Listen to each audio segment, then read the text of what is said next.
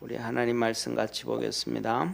마태복음 14장 13절부터 21절까지 우리 한 절씩 교독하겠습니다. 마태복음 14장 13절부터 21절까지입니다. 이 말씀 우리가 너무 잘 아는 말씀인데 오병이어의 기적에 대한 하나님의 말씀입니다.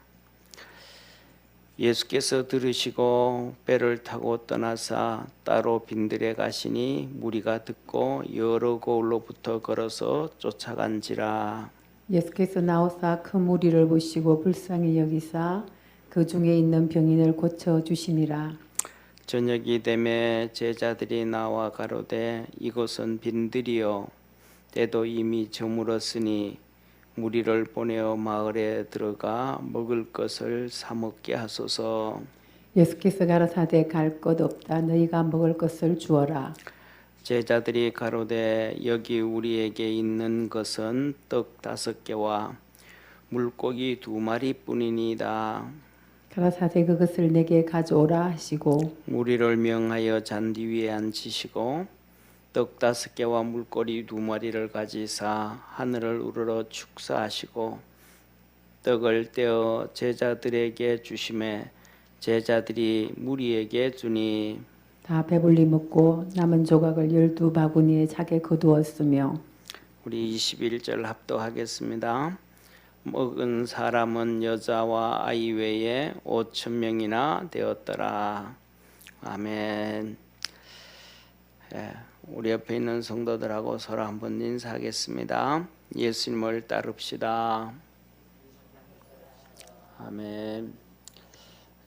우리 주님을 따르고 그래서 하나님의 은혜가 우리 믿음의 성도들에게 있기를 주의 이름으로 축원합니다.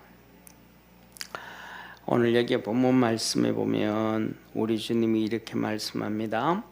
예수께서 들으시고 오병이어의 기적이 있기 전에 무슨 일이 있었나 하면 예수님이 들으셨다.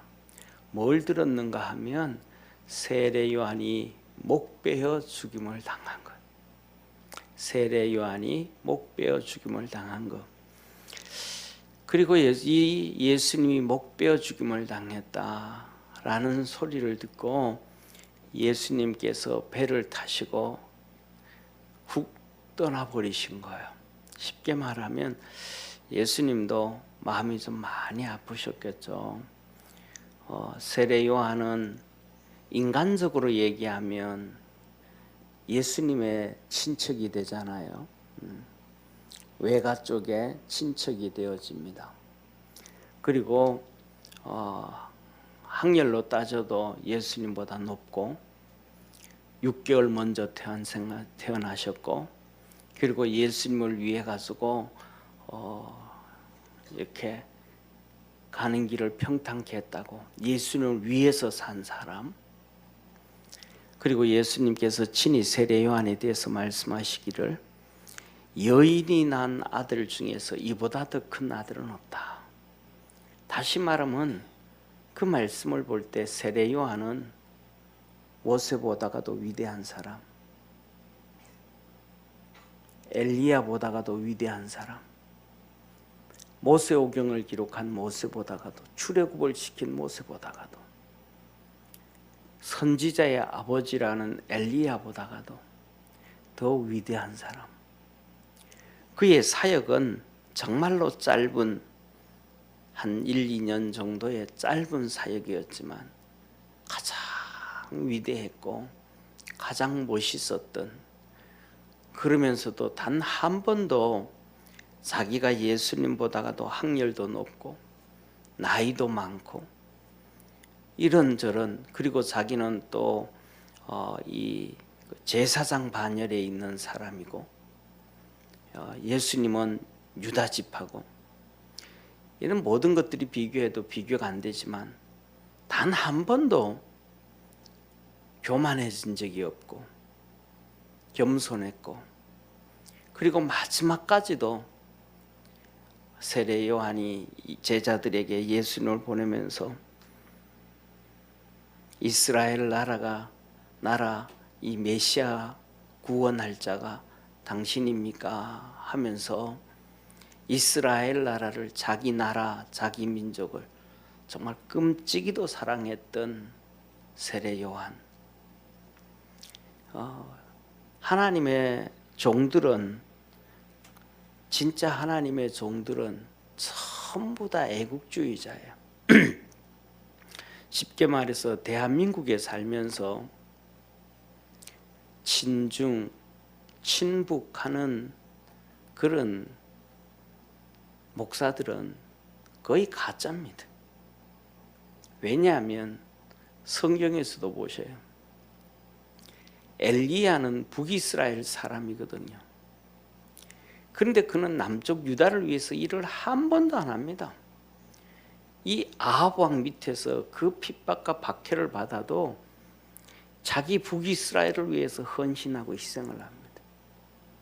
성경에 나오는 선지자들 중에서 하나님께서 특별히 너 어디로 가라라고 얘기하기 전에는 전부 다 북쪽에 있었던 선지자들은 북이스라엘을 위해서 충성을 다, 목숨을 내놓고 다 합니다. 남쪽 유다의 선지자들은 남쪽 유다를 위해서 목숨을 내놓고 삽니다. 절대로 배신하지 아니합니다. 우리가 잘 알죠. 북이스라엘의 아합 시대에 북이스라엘의 선지자들이 얼마나 많았는지. 여호사밧 왕과 아합 왕이 합세해서 연합군을 만들어서 아람을 치려고 할 때 이 북이스라엘의 아합 왕이 전쟁 나가려고 할 때에 남쪽 여호사밧 왕이 야, 우리 선지자한테 한번 물어보고 나가자. 그럴 때 남쪽 유다 선지자 안 데려오잖아요. 북쪽에서 전쟁을 하니까 북이스라엘에 있는 선지자들을 데려옵니다. 그래가지고 이 400명의 선지자들을 다 데려옵니다. 400명의 선지자들. 그 선지자들이 그 핍박이 있고 그 박해가 있고 아합 시대에 그 고통이 있어도 남쪽 유다로 도망오고 남쪽 유다를 위해서 사는 선지자 한 명도 없습니다. 하다못해서 하나님께서 엘리야가 도망을 갈 때도 남쪽 유다를 도망가지 아니하고 그냥 시내산으로 도망을 갑니다. 시내산은 아라비아 반도에 있잖아요. 그리고 거기 그럴 때 그가 기도할 때면 하나님이 하신 얘기가 내가 바알에게 무릎 꿇지 아니한 자 7,000명을 씁니다. 그들이 자기 살려고 전부 남쪽 유다로 오면 편하게 신앙생활을 할 수 있는데 남쪽 유다로 온 자 하나도 없습니다. 전부 거기에서 자기 나라 위에서 몸부림을 치죠. 이렇게 끔찍하게 자기 나라도 사랑했고 하나님의 뜻을 다 감당했던 이 세례 요한이 죽임을 당하는데 너무 허망하게 죽은 거야. 쉽게 말하면 헤롯의 생일날 그냥 하나의 놀이개감으로 목 잘라버린 거예요. 헤로디아가 춤을 추고 살로메가 춤을 추고 자기 엄마한테 엄마 어떻게 할까?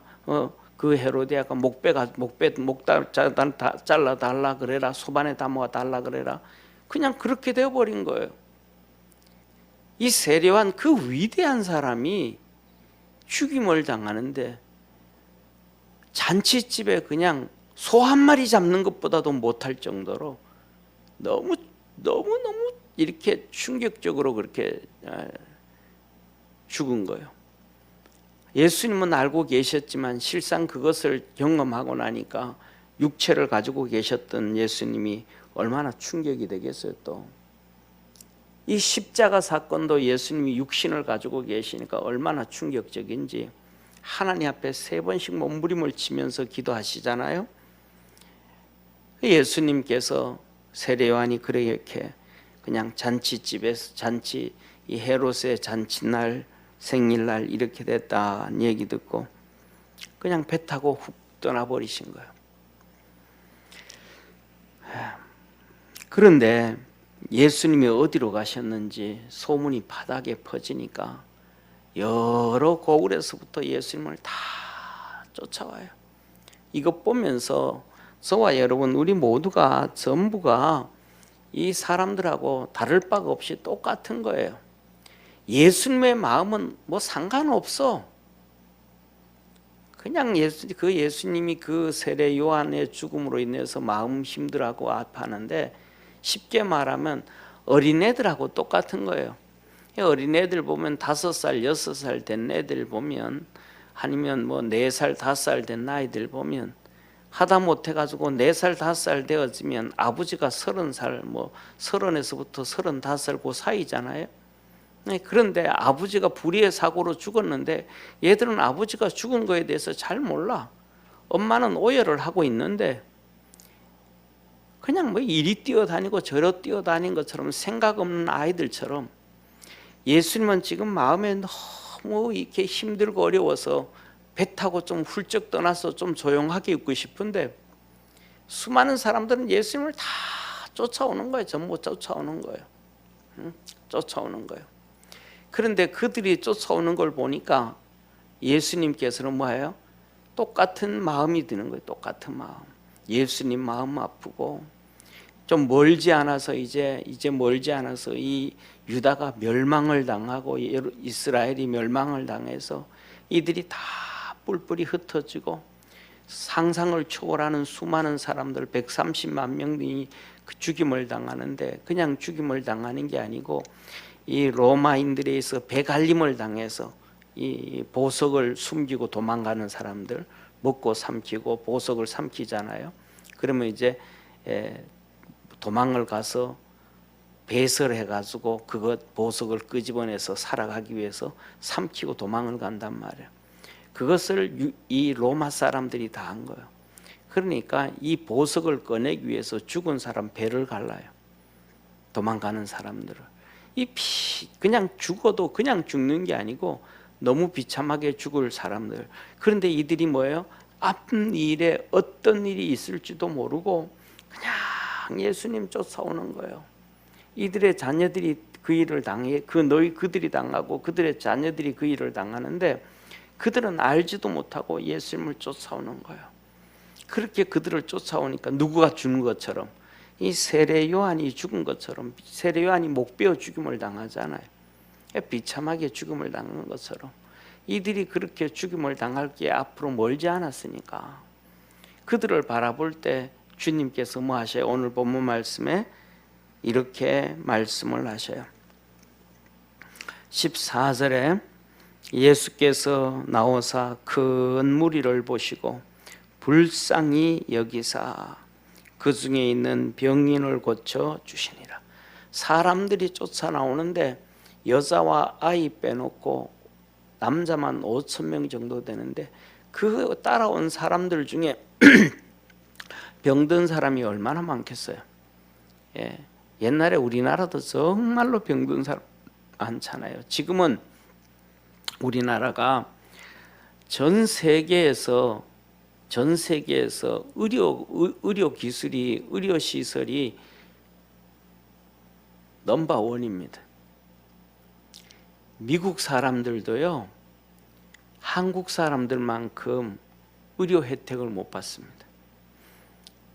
전 세계 1위라고 하는 미국도 영국, 독일, 프랑스, 우리가 G7 그러잖아요. G7 7개 국가. 일본도 똑같습니다. 전 세계에서 우리나라가 의료 지원을 국민들이 제일 편하게 받고 가장 저렴하게 받습니다. 그래서 가장 저렴하게 받아요. 이 최고의 축복의 나라거든요. 이 모든 나라들이 이것들이 뭐냐면 전부 다 이 우리 국민들은 별로 관심이 없지만 이승만 대통령, 박정희 대통령, 전두환 대통령이 이 길을 다 닦아놓은 거예요. 오늘날 전 세계에서 우리나라 여행하는 사람들이 똑같이 하잖아요. 한국에서 휴대폰 가지고 있던 사람들이 해외로 나가면 영국 가든지 미국을 가든지 독일을 가든지 어디 가면 인터넷이 느려서 속 터진다 그러잖아요. 우리나라 이 인터넷 속도가 빨라진 게 왜 이렇게 빨라진 거예요? 이유는 한 가지예요. 그 옛날에 전두환 대통령이 광 케이블을 다 깔아놓은 거예요, 우리나라에. 그러니까 우리가 지금 스마트폰 하면서 전 세계 1위가 된 거는 전두환 대통령 때문에 된 거예요. 근데 그런 것들은 국민들한테 얘기 하나도 안 하잖아요. 왜 이렇게 인터넷이 빨리 되어지고 이렇게 되어진 그 배경이 깔려진 건 왜 그런가? 그런 거에 대해서 얘기 하나도 안 하잖아요.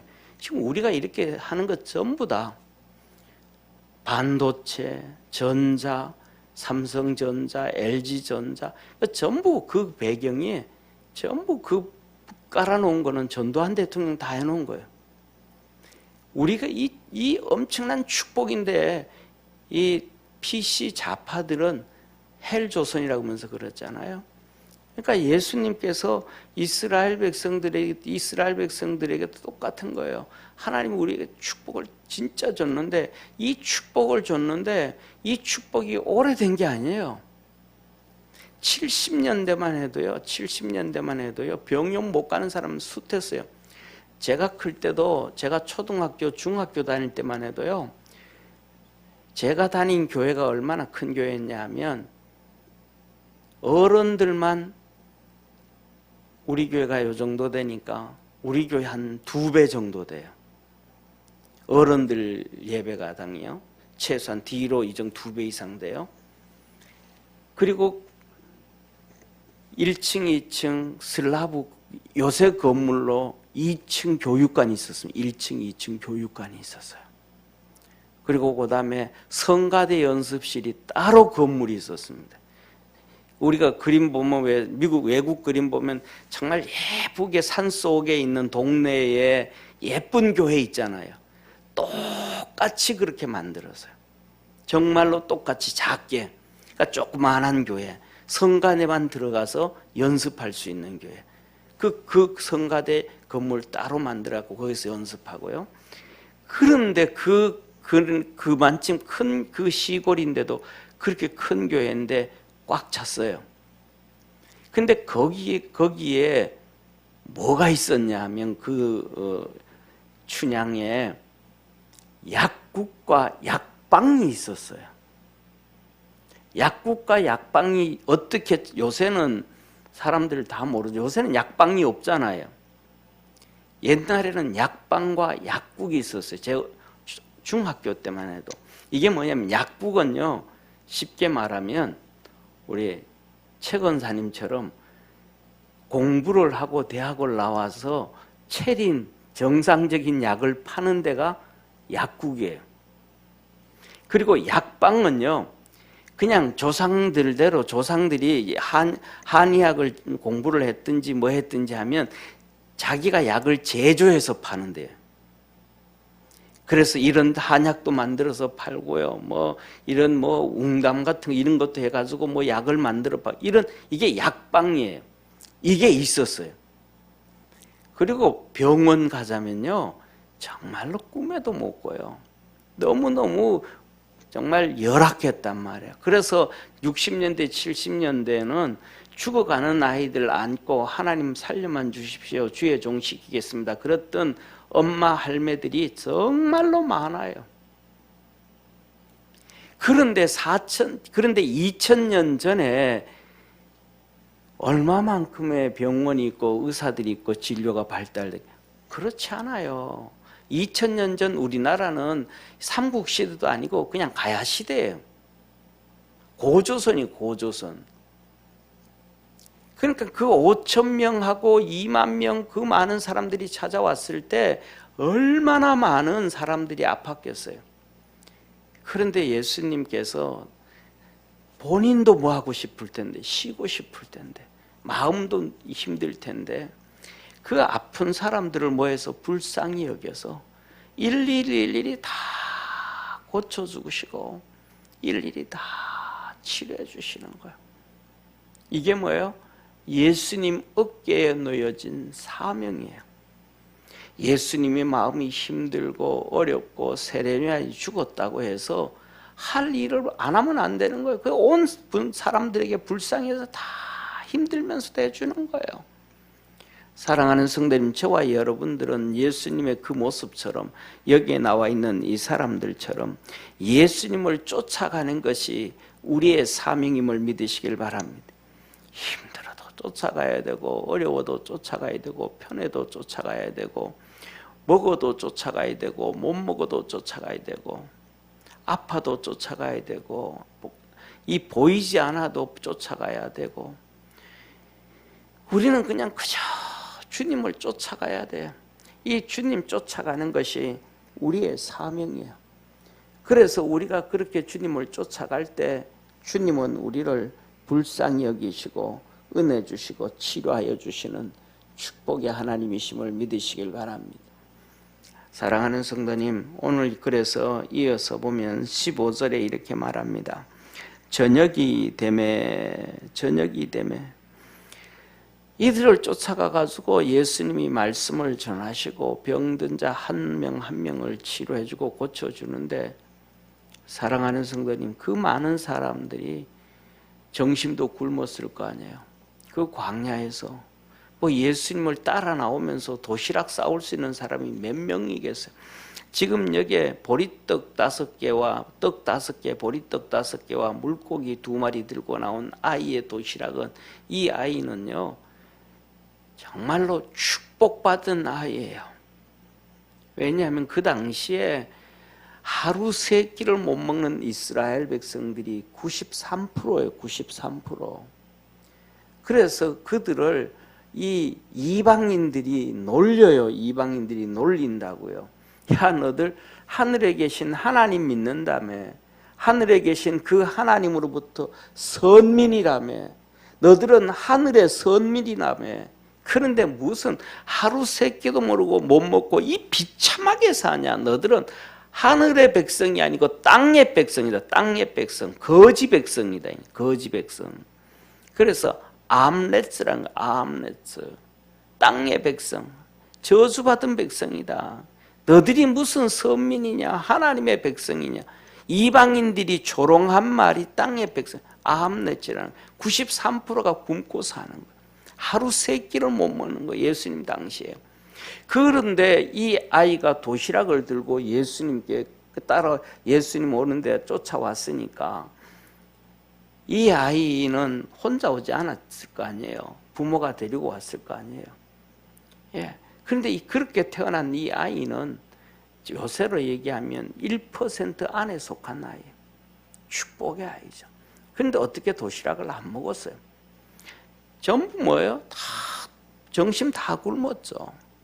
정신 다 굶고 예수님 앞에서 저녁 때까지 있는 거예요. 한번 생각해 보세요. 주일도 아니고 세례 요한은 죽어버렸고 이스라엘 백성들이 의지할 사람은 이제 예수님밖에 없잖아요. 근데 예수님에게 와가지고 배가 고파도 예수님한테 앉아 있는 거예요. 빈들에 목이 말라도 예수님한테 앉아 있는 거예요. 저녁 때가 되는데 집에 가야 되는데 집에를 안 가요. 왜? 뭐 뻔하잖아요. 집에 가도 먹을 거 없고 뭐 여기서도 빈들에서도 먹을 게 없고 이들은 오고 갈 데가 없어요. 집은 있는데 집에 갈 수 없고 먹을 것도 없고. 정말로 우리나라 옛날에 똑같이 그러잖아요. 북한 주민들, 이 탈북한 사람들 얘기할 때 똑같잖아요. 그냥 풀 맺고 뭐 이것 조금 집어넣고 가마솥에 이만큼 끓여가지고 멀건 죽 먹었다고. 똑같은 거죠. 풀 비어서 집어넣어서 멀건 죽 먹는 것밖에 없는 거죠. 사랑하는 성도님, 오늘날 우리는 얼마나 하나님 앞에 이것을 보면 회개를 해야 되는지 몰라요. 우리는 어느 순간부터 예배가 형식이 되어져 버려서, 제 친구 목사도 그래요. 야, 나는 주일 예배 드리는데 절대로 60분 안 넘겨. 60분 넘기면 성도들이 막 그냥 또 막 왔다 갔다 하고 막 시계 보고 막 난리를 피워. 똑같이 그냥 도장 찍어내듯이 주일 예배도 그렇게 드려야 되는, 우리 마음을 예배 시간에 드려야 되는데 그거 안 하고 조금만 길어지면 힘들어하는 오늘날 우리의 모습들, 현대인의 신앙의 모습들. 자기 생각에 조금만 달라도 문제가 생기는 이러한 우리의 신앙의 모습들, 이 모습에서는요, 우리 주님의 기적이 우리의 삶 속에 나타나지 않습니다. 내가 주님 앞에 온전히 깨어져야 주님께서 우리에게 기적을 베풀어 주시는 주님이심을 믿으시길 바랍니다. 주님은 이 오병이어를 이적을 일으키실 때요, 정말 끝까지 그렇게 다 포기되어진 자들에게 주님이 주셨음을 믿으시길 바랍니다. 주님 앞에 가가지고 말씀을 듣고 병 치료하는 걸 보고 뭐하고 하루 종일 있는 거예요. 그 태양볕에 바깥에서.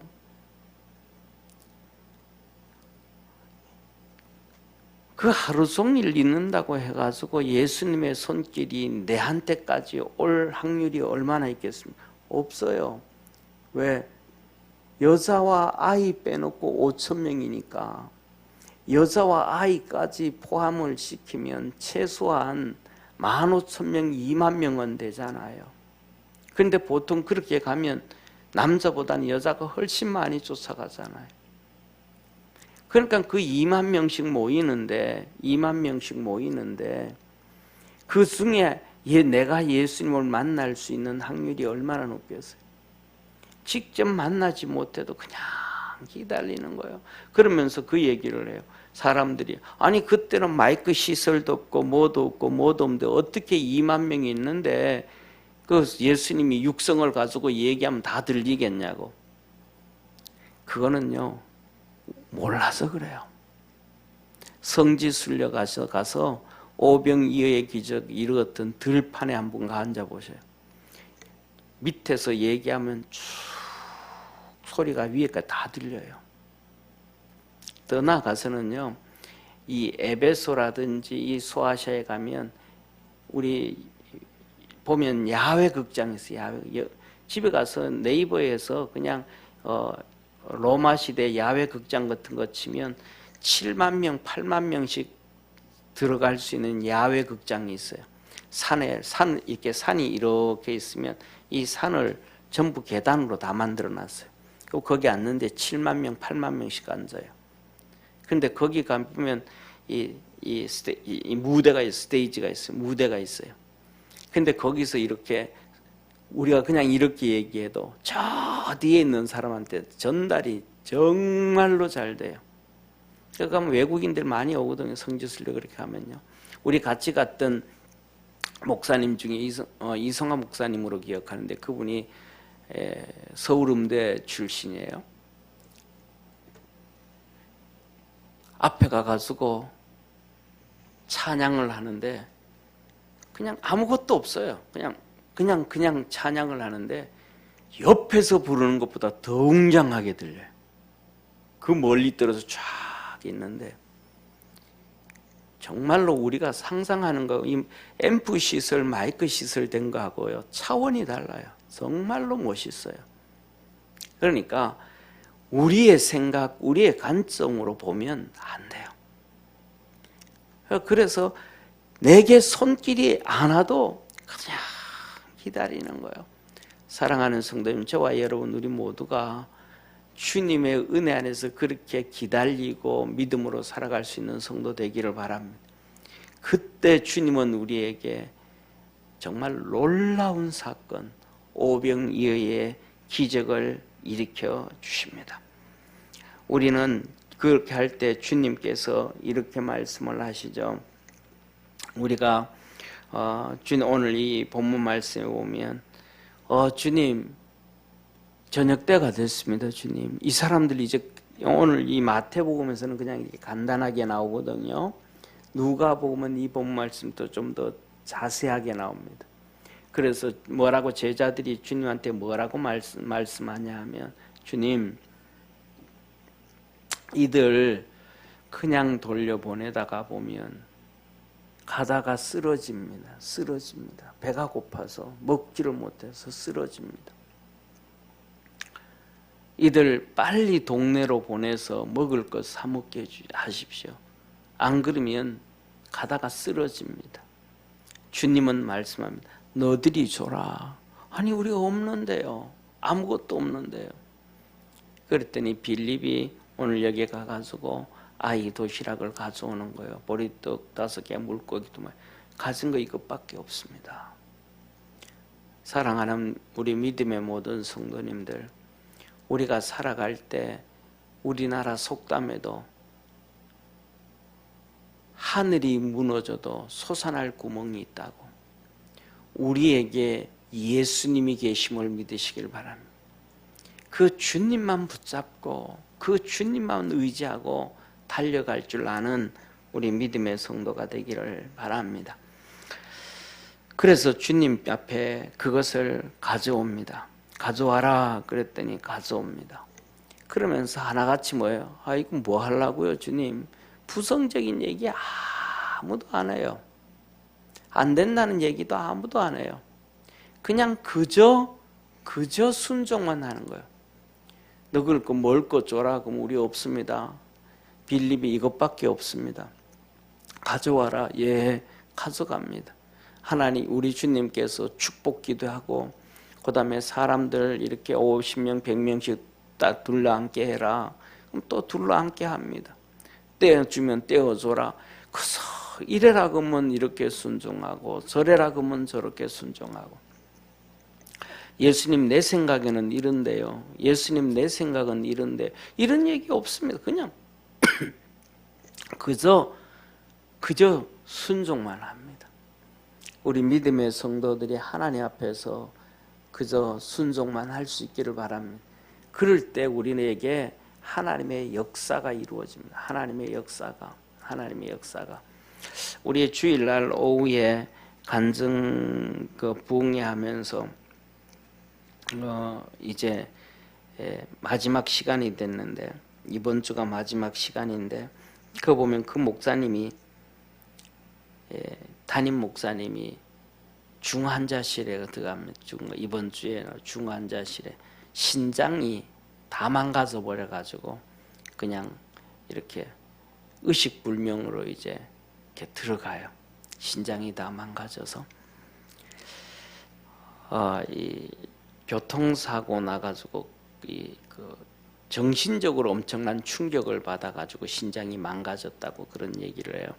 들어가는데 그 얘기를 이렇게 들으면서 제가, 야, 하나님, 나는 진짜 신장이 엄청 많이 망가졌었는데 그냥 하나님 예배드리는 순간 그냥 하나님 그냥 확 고쳐줘 버리셔가지고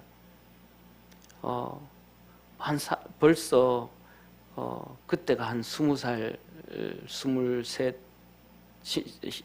신학대학교 4학년 때였으니까 23, 24 정도 됐는데, 그때 비하면 지금 그때로 이렇게 하면 35년이 가까이 33, 4년, 35년이 지났는데도 그냥 쌩쌩하게 잘 지내거든요.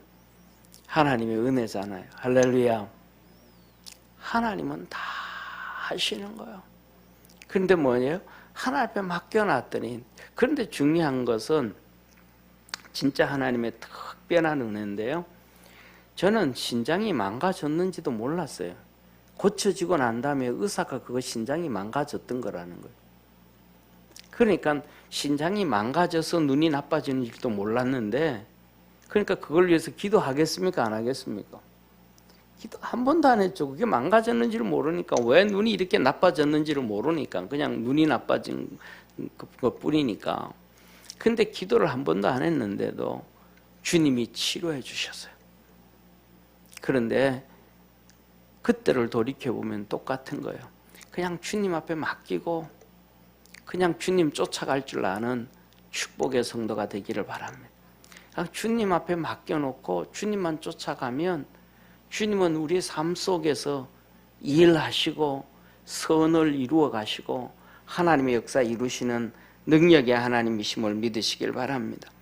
그래서 오늘 여기에 보면 뭐냐면 불순종하지 말고, 왜 이래야 되는데요? 왜 이래야 되는데? 이거는 이래요, 저거는 저래요. 주님 앞에 그렇게 뭐하고 따지지를 말고 그냥 주님이 우리를 이끄시는 대로 믿음으로 기도하면서 달려가서 오늘 여기에 나와 있는 이 2만 명 이상의 사람들이 오병이의 기적을 경험하고 하나님의 은총 안에 살았던 것처럼 우리 믿음의 성도들도 이들처럼 그저 주님을 쫓아가고, 그렇잖아요. 아까 얘기했던 것처럼 93%가 하루에 3끼 못 먹으니까 굶어도 쫓아가고, 어려워도 쫓아가고, 힘들어도 쫓아가고, 병들어도 쫓아가고, 여기에 수많은 환자들 주님이 치료해 주시잖아요. 그들이 그래도 쫓아가고, 그 다음에 저녁 때가 돼가지고 배가 고파서 그냥 집으로 가다 보면 쓰러질 것처럼 돼 있는데도 주님 곁에 서 있는 저와 여러분, 우리 모습. 그래서 주님이 말씀하셨잖아요. 뭐냐면 목숨을 버리는 자는 얻을 것이요 목숨을 얻고자 하는 자는 잃을 것이라. 주님 앞에서 믿음으로 승리하는 우리 축복의 성도가 되기를 주의 이름으로 축원합니다. 기도드리겠습니다. 전능하신 하나님 아버지, 주님은 우리의 소망이 되고, 주님은 우리의 꿈이 되어지고, 주님은 우리의 가장 좋은 친구요 이 세상의 보호자입니다. 오병이어의 기적을 경험하고 그 하나님의 축복을 받았던 믿음의 사람들처럼 우리 모든 믿음의 성도들도 주님을 향하여 다른 박질해 나갈 수 있는 축복의 성도들 되게 하옵소서. 구원의 역사 이루어 주옵소서. 주님께서 정말로 힘들고 힘들어 하실 때 하시면서 다 이 많은 사람들이 나중에는 때가 되니까 다 주님을 떠나버립니다. 주님 곁에 남는 사람 아무도 없습니다. 그때 주님이 얼마나 낙심이 컸는지 제자들을 향하여 너희도 나를 떠나려느냐라고 말합니다. 그때 베드로가 주님 앞에 서서 말하기를 생명의 말씀이 여기 있사온데 우리가 어디로 가리까 고백했습니다. 그때 우리 주님이 얼마나 위로가 되었고 얼마나 힘을 얻었을까 생각을 합니다. 우리 믿음의 성도들도 베드로처럼 그렇게 주님 붙잡고 그렇게 믿음의 고백을 하며 따라갈 수 있는 축복의 성도들 되게 하옵소서. 세상은 오늘날 2년 이상 걸려오며 코로나로 인해서 다 주님 가까이 있지 못하는 시국이 되어져 버렸습니다. 또 앞으로는 이것보다도 더 큰 일들이 있어서 또 얼마 남지 않은 믿음의 성도들도 또 한 번 추스려지지 않을까 싶습니다. 그때마다 우리 사랑하는 믿음의 성도들은 주님, 내가 여기 있습니다. 가시밭길도 걸어갈 것이며 돌짝밭도 주님 따라갈 것이며 험한 길도 주님 쫓아갈 것입니다. 고백하며 주님 앞에 서 있는 우리 축복의 성도들 되게 도와주옵시고, 배고파도 힘들어도 어려워도 빈들로 광야로 예수님 쫓아갔던 오병이어의 기적의 사람들처럼 주님 앞에 그렇게 믿음으로 사는 우리 축복의 성도들 되게 하옵소서. 구원하신 예수님의 이름으로 기도드립니다. 아멘.